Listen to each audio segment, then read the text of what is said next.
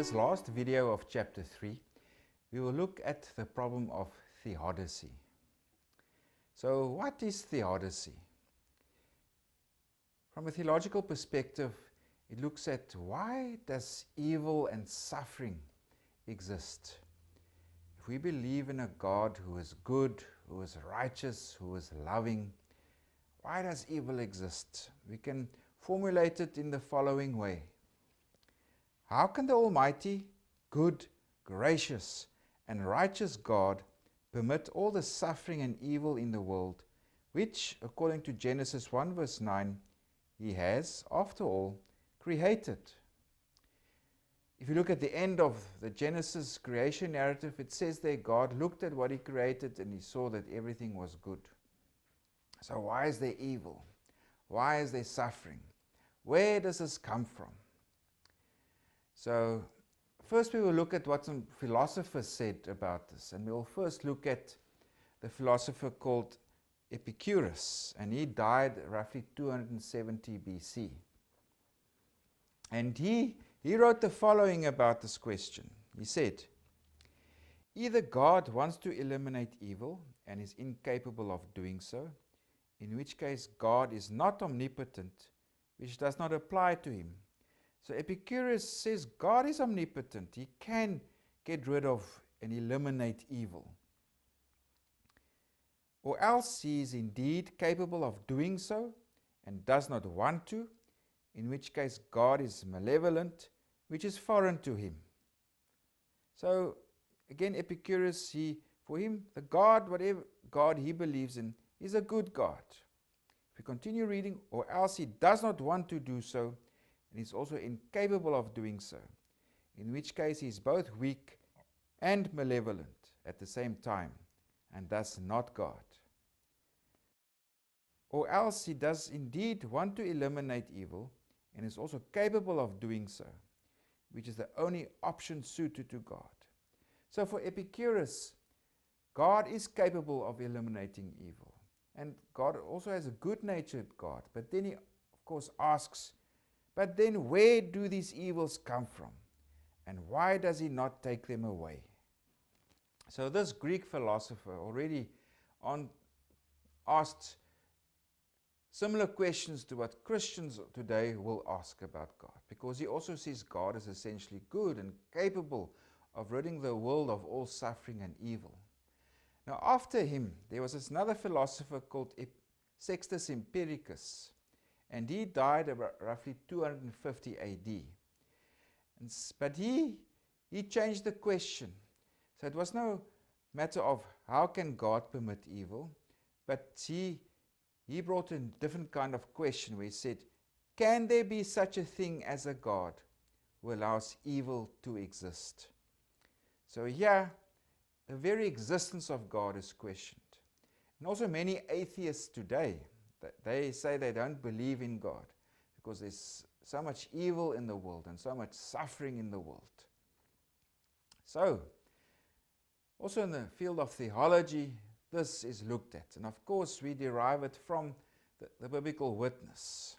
Now, if you look at the Old Testament, in the Old Testament, there's no philosophical discourse or questioning or examination on the origins of evil and asking why is there evil. It just assumes that evil exists. And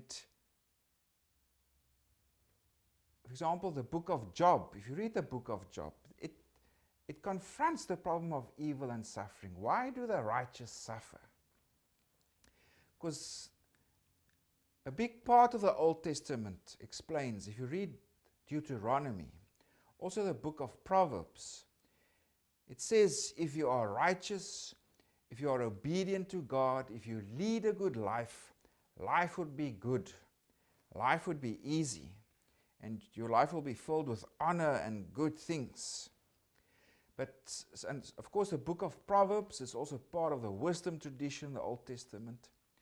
But Job comes along, it's also part of the wisdom tradition, but it's an alternative wisdom, because it questions this idea that the righteous will be blessed and life would be good, etc.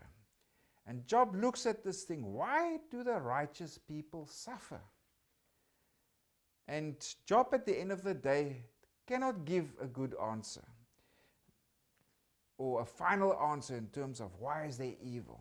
Why is there suffering? For example, in Job 2 verses 10, it also asks the question there, shall we indeed accept good from God, and shall we not accept adversity? So there it assumes that good and evil comes from God. Somehow it exists, it is there. It does not, there's no philosophical thinking or discourse. Where does evil come from? And that's characteristic of the Old Testament. Just assumes that evil is there. But the book of Job questions this idea that the righteous will be blessed and have a good life. Also the Psalms. There are many Psalms who come and say, look, the wicked prosper, but it's the righteous who are suffering. Of course, at the end of the day, the book of Job answers this question of suffering by saying that everything to Job was restored and he was blessed again at the end of his life. Now, also in the New Testament does not give us thinking about the origins of evil, why evil exists. Again, it just assumes that it's there. But important for us is Jesus suffered because of evil. He himself became the victim of evil. And of course, he died on the cross because of evil. So, but does not end there. Also, if you go read Jesus in Luke 10, where he sends out the 70 disciples, and then they come back and they report back and says, even the demons are obedient to your name. So they performed exorcisms, they cast out demons. Then Jesus has this prophetic vision there in Luke 10 verses 17, where he says that he saw the devil fall from the heaven like lightning. In other words, the defeat of the devil and evil has started. And also with the death and resurrection of Christ, evil has already, in a sense, been defeated. Death has been defeated. And of course, this final victory over death, evil, sin, that will become a full reality in the new creation, when God renews all things. And we can read about the new creation in Revelation 21 also. So that's the New Testament. Evil is there, but Jesus has defeated evil. Also sin and death. This battle has begun. The devil's already been defeated. But the final defeat and eradication of all evil will happen in the new creation. So that's the message of the Old and the New Testament. The question of theodicy, of course, was also debated in the early church. And here there was also engagement with Greek philosophical tradition around this question of evil. And in the early church, various answers were given as to the origin of evil, or why does evil exist. And one of the answers that was given is that evil is the absence of goodness. This view holds that God is the creator of what is good. God does not create what's evil. He's not the author of evil. And also, evil cannot be given an existence of its own. In other words, evil does not have substance or essence. We can contrast this with light and darkness. Darkness, if you take this analogy also here, does not have its own existence. Darkness is the absence of light. Light exists. Light has essence. Light has substance. So darkness does not have its own essence or substance. It's merely the absence of light. So in a similar way, it was seen that evil does not have its own existence. It's the absence of what is good. It's because God, is the source of good. And evil does not have its origin or source in God. It's more the result of choice and the freedom of human beings. So, even the devil was once a good angel and only became evil by his own free will. So this view that evil is the absence of goodness, this was held by early church fathers like Tertullian, Basileus, Gregory of Nyssa, and Augustine. Another view that was given is that evil has a pedagogical function. In other words, it has a function to educate, to train. Now, here it also says, so God permits, He allows evil to exist. For example, the church father Origen held this view of evil having this pedagogical function. It's there to teach, it's there to instruct, also to punish. For example, death. Death is an evil. But after death also comes renewed life. So it's not the end of things. Divine providence, although these things also might remain hidden from our view, we do not understand the intent of evil, but at the end of the day, it's there to educate. It's there, it has a pedagogical function. It's also another explanation under this is God permits it in order to punish people for their sins. But this is also questioned and is questionable based on what Jesus says in John 9 verses 2 to 3, where he says there, or his disciples asked him, saying, Rabbi, who sinned, this man or his parents, that he was born blind? Jesus answered, neither this man nor his parents sinned, but that the works of God should be revealed in him. So Jesus answers this question of the disciples that God permits evil to exist so that goodness may shine forth all the more clearly. So these two answers that were given in the early church. Evil is the absence of goodness, or evil has a pedagogical function. It's permitted by God. It's there to educate, to train, or it could also be there to punish. But of course, these answers are not all accepted today or by various theologians. And also the idea of punishment is also contradicted by what Jesus says there in John 9 verses 2 to 3. This man was not punished because of his own sins or his parents' sins. So now where does evil come from? Why does God permit evil? Now there was a prominent German philosopher, and his name is Gottfried Wilhelm Leibniz. And he actually wrote a book that we can just call here Theodicy. Leibniz, he was actually the person who coined this term theodicy. And he wrote this writing and he tried to explain evil, or the existence of evil, is compatible with God's existence. Now Leibniz, he was a child prodigy. He was absolutely brilliant. He studied mathematics, botany, philosophy, history, etc. So he was a very, very gifted man. And he gave this explanation of God is good. Leibniz accepted God exists. So there must be a good reason why evil exists. So there must be an explanation for it. And so God and evil in the natural world somehow must be compatible. So Leibniz, when he wrote this, it's also called the free will defense. So you can go Google free will defense if you want to go read more about the work of Leibniz. He said that God created the best possible of all worlds. If you look at all the pluses and minuses, this is also to allow free will. God is not there to compel good action, because if God compels action, it cannot be morally good or morally evil. God creates free agents. So out of their own free will, they can do good deeds, moral and righteous deeds.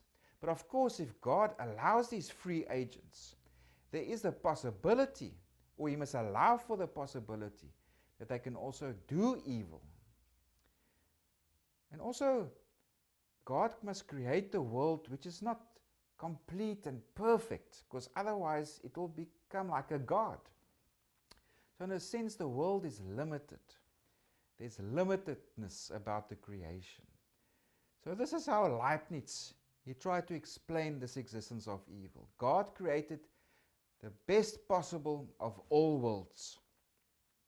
And in this world, God must create free agents also, if they truly want to do moral deeds out of themselves. But part of this best possible world is also the possibility for evil, because these free agents exist. And also because God created the world in a limited way. Because otherwise, if the creation was perfect and good, it will become on a similar level as God. So that was Leibniz. He coined this term theodicy, and he gave this free will defense in terms of why does evil exist. But there's also something happened on 1 November 1755. There was a big earthquake and a tsunami hit the city of Lisbon. And of course, this was in Portugal, and Portugal was a very strong Catholic country. And when this earthquake hit and the tsunami came, the people that were attending Mass in church, they were all killed by the tsunami. And the section of prostitutes of the city, they were spared. Nothing happened there. So at this stage, people started thinking and held back and say, we cannot trivialize the existence of evil in this way. Existing answers cannot do justice to what has happened here. So this catastrophe kind of put an end to, in order to safeguard God's goodness and also human liberty, the freedom. Different answers must be sought for the problem of theodicy, if answers could be obtained. And of course, there were also other philosophers who questioned Leibniz. People like Immanuel Kant. For him, human reason is limited. We cannot explain the existence of evil. There's also the other philosopher, George Friedrich Wilhelm Hegel, and he considered Leibniz's explanation wholly inadequate and a boring notion. And also Arthur Schopenhauer, he said, the world is evil, and if we do evil, we just participate in the world and also contribute to its suffering. But there's a way to escape from it. If human beings can liberate themselves from the nature of the world. So for him, inherently the world is evil and suffering. So there are these various answers and replies, also in the philosophical tradition, to the existence of evil and suffering. So Leibniz, his attempt, his theodicy, some still accept it today, some still see that it's there to safeguard people's free will. But there's also this question of this moral evil, where people actually commit evil deeds, and also a natural evil. For example, this tsunami that hit the city of Lisbon, or earthquakes, or floods, whatever it may be. So there's also these two categories that are spoken about. Moral evil and natural evil. Pain and suffering that's caused by natural events also becomes part of the debate. So, in the end, there's no final and clear answer to the problem of theodicy. There's no clear explanation for us. There's no solution to it. However, for us as Christians, the problem of theodicy is also more tolerable in the sense that Jesus has come to earth as a human being. That Jesus experienced pain and suffering. And because ultimately suffering, pain would be meaningless. There would be no point to suffering. But Jesus suffered. He suffered death. And it takes on meaning.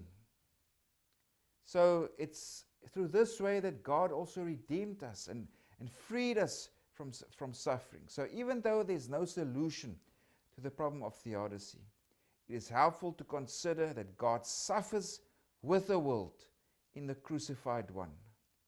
The true omnipotence of God is revealed in Jesus' powerlessness on the cross. The death of God is the negation of death. In other words, Jesus experienced evil to defeat evil.